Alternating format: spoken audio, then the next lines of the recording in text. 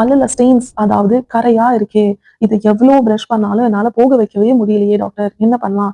அப்படின்னு நினைக்கிறீங்களா? வாங்க இத பத்தி இன்னைக்கு நம்ம டிக் அவுட் பண்ணிடலாம். Hello everyone, I'm Dr. Akshita Krishnan and today let's get into tooth stains. Okay. So first நம்ம என்ன மாதிரி ஸ்டெயின் அது அப்படின்னு தெரிஞ்சுக்கிட்டா தான் ட்ரீட்மெண்ட் ப்ராப்பரா கொடுக்க முடியும்.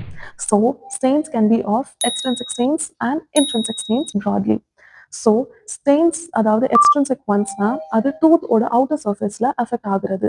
அதாவது இந்த டீ, காஃபி குடிக்கிறதுனாலயோ இல்ல ஃபுட்ஸ், ஸ்மோக்கிங், டொபாக்கோ எடுத்துக்கிறதுனாலயோ இது ஆகலாம். இல்லைன்னா பிளாக், கால்குலஸ் டெபாசிட்ஸ்னால கூட டிஸ்கலர்ட் அப்பியரன்ஸ் உங்களுக்கு இருக்கும்.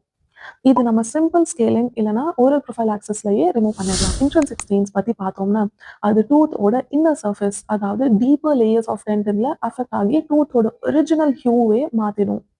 ஃபார் இன்ஸ்டன்ஸ் லைக் ஒரு டூத்ல அடிபட்டு ட்ராமானால நான் வைட்டல் டூத் ஆகி அப்போ அப்படி இருந்துச்சுன்னா டிஸ்கலரேஷன் இருக்கும். இல்லைனா பிரெக்னன்சி டைம்ல டெட்ராசைக்ளின் டேப்லெட்ஸ் எடுத்துக்கிறதுனால அப்போ ஃபீட்டஸ்க்கு அஃபெக்ட் ஆகி டெட்ராசைக்ளின் ஸ்டெயினிங் ஆகும். இல்லைனா வாட்டர் கண்டென்ட்ல ஃப்ளூரோசிஸ் அதிகமாக இருந்து அந்த வாட்டர் ப்ரொலாங் டியூரேஷன் எடுத்துக்கிட்டா அப்போ அப்படி ஆகும். ஸோ பேசிக்கலி இதெல்லாம் டூத் இன்டர்னலி அஃபெக்ட் ஆகிறதுனால நம்ம கொஞ்சம் advanced treatments like veneers, crowns or even bleaching like teeth whitening treatments பண்ணுற மாதிரி வரும்.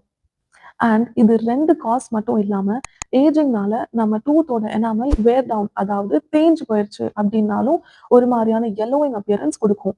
அந்த மாதிரி சிவியர் கேசஸ்க்கும் நம்ம வெனியர்ஸ், க்ரவுன்ஸ் பண்ற மாதிரி வரும்.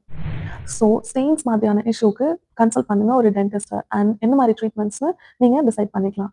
Follow Pearl Coat for more quick dental tips.